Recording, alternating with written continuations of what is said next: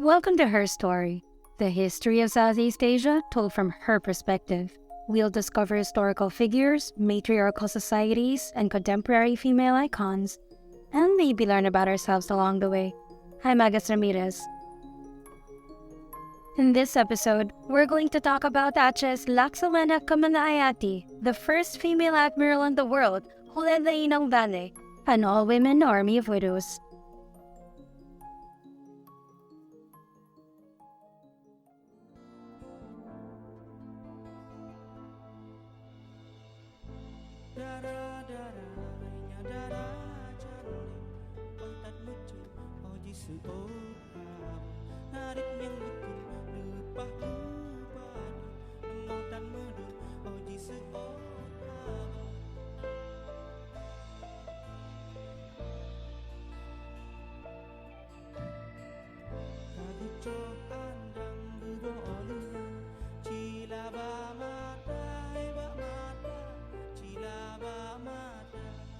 That was an excerpt from the song Malahayati by the Indonesian band Keubitbit, who have graciously allowed us to play their song on the podcast. When I first learned about Keumalahayati, I was fascinated by the idea that a female admiral once led a fearsome all-women army, of widows no less. Then I had to remind myself that this wasn't exactly something to be excited about, because an army of widows can only mean one thing: a prolonged period of warfare that has seen the death of practically all the men, leaving the women to fight and rebuild after. So why did this happen? And who was the woman in charge of this? Keumalahayati was born around 1570 in the Sultanate of Aceh Darussalam. She is also known to Indonesians as Malahayati. That's the title of the song I played earlier. As with most of the female historical icons we have featured so far, Keumalahayati comes from a powerful family. Her great-grandfather, Sultan Ibrahim Muhayyad Shah, founded the Sultanate of Aceh Darussalam and reigned from 1513 to 1530. This status afforded her certain opportunities that were certainly not available to other women at the time. Since she was a child, Keumalahayati showed little interest in domestic chores.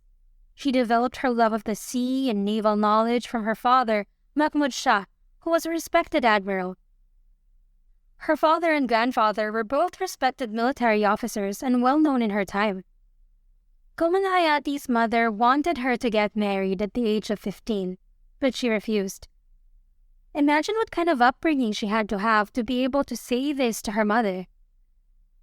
I was not able to find more information about this period in her life, but we do know that she stayed in school. After graduating from Pesantren, an Islamic school, she continued her studies at the Aceh Royal Military Academy, known as Mahad Baitul Maqdis. While there, she met the man who would later become her husband, Navy Cadet Zain al-Abidin. But let's zoom out for a moment and look at what was happening in Aceh at the time. For much of the 16th century, Aceh had two choices of who to trade with: the Muslim network or the Portuguese. In the Muslim world, their relationship with Turkey was probably the most important. The diplomatic and commercial link between Aceh and Turkey was broken when the Dutch and English companies reoriented the spice and pepper trade to the sea route around Africa. But popular legends say that they kept a relationship with the Caliphate in Istanbul. The Turkish flag was adopted for use in Acehese vessels. There were some enormous Turkish cannons, the largest of which was named Lada Sichupak, or a single measure of pepper. This refers to a legend that the single measure of pepper was all that was left of several shiploads of pepper sent to Istanbul to persuade the Caliph to extend military support to Aceh. That probably gives you an idea of how close this relationship was. But things started to change at the turn of the 17th century. In the period from 1598 to 1604, the Dutch, English, and French all wanted a source of pepper and spices free of Portuguese influence. So they ensured that the first ships into the Indian Ocean would call at Aceh. Aceh emerged as a major port of the Bay of Bengal. It was a highly cosmopolitan area with traders from the Red Sea and Pegu or Lower Burma, and ambassadors from Siam as well as the European courts living there. So now we need to talk about the Dehoutmans. They play a pretty important role here. Cornelis and Frederick de Houtman were brothers who were sent to Lisbon in 1592 as commercial representatives of 9 Dutch merchants. They were imprisoned by the Portuguese for attempting to steal secret charts of East Indian sailing routes. They were released in 1595 and they returned to Amsterdam. Cornelis was appointed commander of 4 merchant ships of the Veer Company. It was a syndicate founded by the 9 merchants to establish trade with the East Indies. And so off they went. The brothers set sail with the fleet on April 2, 1595. They navigated the voyage with the aid of sailing directions written by the Dutch explorer Jan Huygen van den Schoten. After reaching the East Indies in 1596, Cornelis established trade relations with the rulers of Java, Sumatra, and Bali, all now part of Indonesia. The brothers returned to Amsterdam with a cargo of spices in 1596. In 1599, Cornelis de Houtman arrived at the port of Aceh.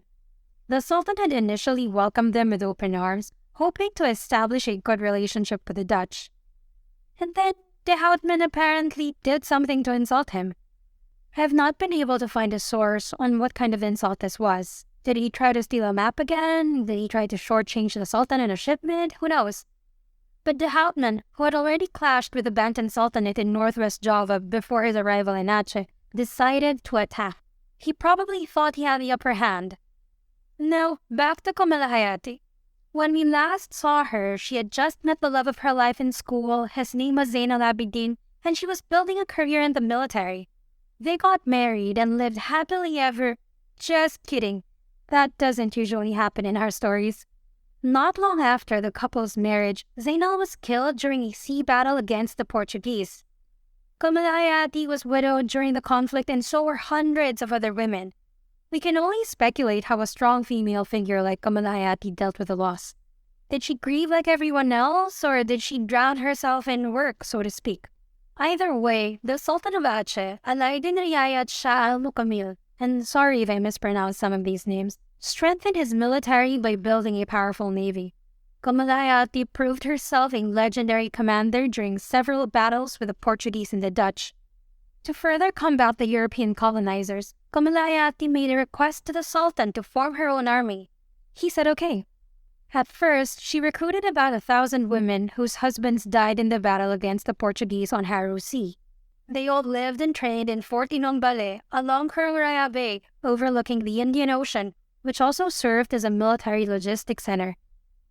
With its strategic hill location approximately 100 meters above sea level, the fort had an unhindered view of all the ships coming into the port of Aceh Kingdom.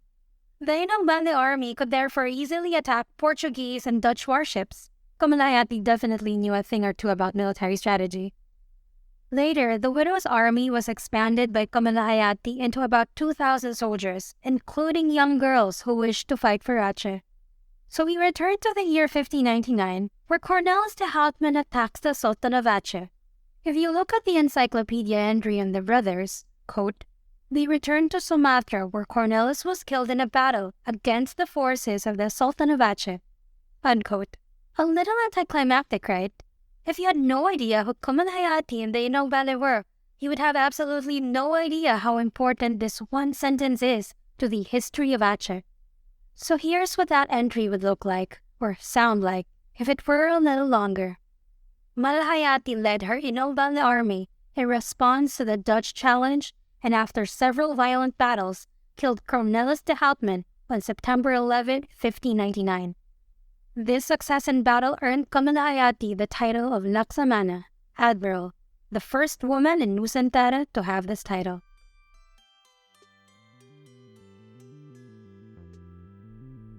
A quick break for a word from our sponsors.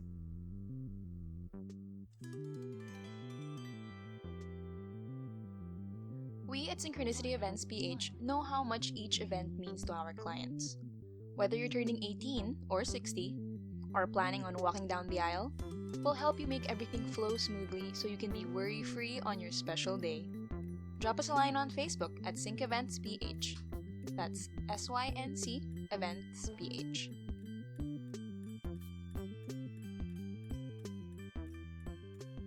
Keumalahayati's story didn't end when de Houtman died, of course. She stayed at the forefront of Aceh's defense when further Dutch forces arrived. By the way, after Cornelis de Houtman was killed, his brother Friedrich was imprisoned by the Achenese. It seems like he spent a lot of time in prison. While being held, though, he compiled the first Dutch-Achenese dictionary.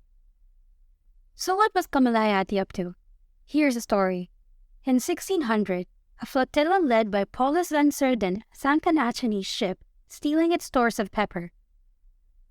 The following year, under Dutch Admiral Jacob van Eck, an expedition presented itself in Banda Aceh as a merchant fleet intending to trade for pepper. Remember this guy? We met him 2 episodes ago. He was the one who wrote about the golden panels at Raja Hijau's palace. That's also something to remember here. Admiral Keumalahayati was contemporaries with Raja Hijau of Patani. Now when Raja Hijau had a good relationship with him and presented Van Eck with golden Chris, Keumalahayati had his entire group arrested and jailed. I think she suspected right off the bat that Van Eck's pepper was the one actually stolen from the Achenese ship. The tactic worked. Back in the Netherlands, Prince Maurice of Orange-Nassau didn't want to fight the Achenese or any other European powers in the area. He sent a group of 4 ships with a letter of apology addressed to the Sultan, proposing a peace treaty. After the Netherlands agreed to pay the Achenese 50,000 guilders for the losses of the seized pepper, the Sultan agreed and Friedrich de Houtman was freed. 3 ambassadors were sent to the Netherlands to negotiate further trade deals, one of whom was Keumalahayati's deputy. In the 17th century, most of Keumalahayati's work was diplomatic. For example, on June 6, 1902, a delegation led by naval officer James Lancaster arrived in Aceh with a letter from England's Queen Elizabeth I. Keumalahayati handled the negotiations with Lancaster before he met with the Sultan. After he expressed to her a desire for friendly relations with the Aceh Sultanate, at the expense of their rivals, the Portuguese, Keumalahayati asked that his proposals be put into writing before he was admitted to the Sultan's chambers. The result of these negotiations was a long history of English trade links to Aceh and North Sumatra generally. Once negotiations with the English ended, most of her attention was focused on issues of succession at the court of Aceh Sultanate. Like in our second episode, there were also problems of succession among the male rulers. In 1603, Sultan Al-Mukamil designated his son as his successor, but the son betrayed his father and seized the throne for himself, taking the title of Sultan Ali Riyayat Shah. When one of his rivals, his nephew Dharmawangsa Tun Pangkat, attempted to resist this usurpation, he was arrested and imprisoned on the new sultan's orders. Keumalahayati was among Dharmawangsa's backers, and when Portuguese troops under Alfonso de Castro attacked Aceh in 1606, she successfully petitioned Sultan Ali Riyayat Shah for his release, arguing that a united front was necessary to fight the invaders. After the Portuguese had been defeated, Dharmawangsa, with Keumalahayati's help, succeeded in deposing Sultan Ali and taking the throne for himself. He took the title of Sultan Iskandar Muda. That name is probably familiar to you. Under Iskandar Muda, the Sultanate achieved its greatest territorial extent and was the strongest power and wealthiest state in the western Indonesian archipelago and the Strait of Malacca. Its influence extended over much of Sumatra and peninsular Southeast Asia. It was the Aceh Sultanate's golden age, and Keumalahayati was one of the kingmakers. As Sultan, Dharmawangsa would reign until 1636. At some point in his reign, though, Admiral Keumalahayati was killed while fighting the Portuguese in a sea battle at Kamraya Bay. She was laid to rest on Bukit Kota Dalam, a hill about 21 miles from Banda Aceh. Keumalahayati's legacy has been widely recognized in Aceh province. Local hospitals, streets, and roads and educational institutions have been named for her, and school children are still taught her story. But according to the actor Tiuku Rufnu, who also hails from Aceh, Keumalahayati's name is largely unknown outside Indonesia's westernmost province. Quote, Keumalahayati's name is not in children's books or in serious literature in Indonesia. Google search reveals few details of her life, unquote. That's also what the Indonesian band Keubitbit told me when I reached out to them on Facebook Messenger. They were actually surprised that I knew about her. I guess their advocacy to make her name well known is why they agreed to let me play the song on the podcast. In November 2017, Indonesian President Joko Widodo presented a national heroine title to Keumalahayati. Filmmaker Marcela Zalianti also published a children's comic book titled Keumalahayati, Laksamana Perempuan Pertama, First Woman Admiral Keumalahayati. Dramatizing her life for new generations, an Indonesian television series was produced. And if you've ever played the 2014 video game Destiny, Malahayati was a character there, in the Warmind category of figures concerned with military strategy. Admiral Keumalahayati's tomb still stands today. You can go see it anytime. She is buried with her father and her husband. Near her grave, there is a large plaque made of heavy black stone. The inscription reads, Keumalahayati was a woman who commanded the Royal Achenese Navy. She was also the chief of the Royal Intelligence Department and Royal Protocol during the reign of Sultan Saidil Mukamin Alauddin Riayat. As a Navy admiral, she united many widows to be a navy to attack the Portuguese and built the Banteng Inong Balee, which meant the Fortress of the Widows.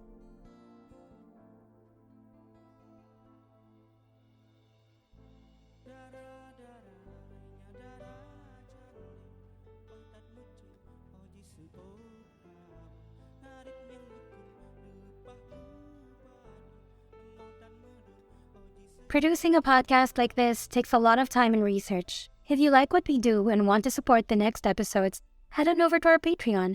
Give as little as $1 to get a copy of the show notes with all the references, access to the close friends' Instagram stories, and a shout out at the end of the next episode. And if you can't, just tell your friends about this podcast. That works too. Don't forget to follow us on Twitter and Instagram at HerStoryCPod. That's HerStorySEA Pod. The next episode is a surprise. Stay tuned. There are so many more stories to tell, and we're just getting started. This podcast was written, hosted, and edited by Agus Ramirez. Special thanks to Kara and Nando for supporting this podcast on Patreon, Mitsu for the opening and closing theme, and once again Keubitbit for letting us play their song Malahayati. Sampai jumpa lagi!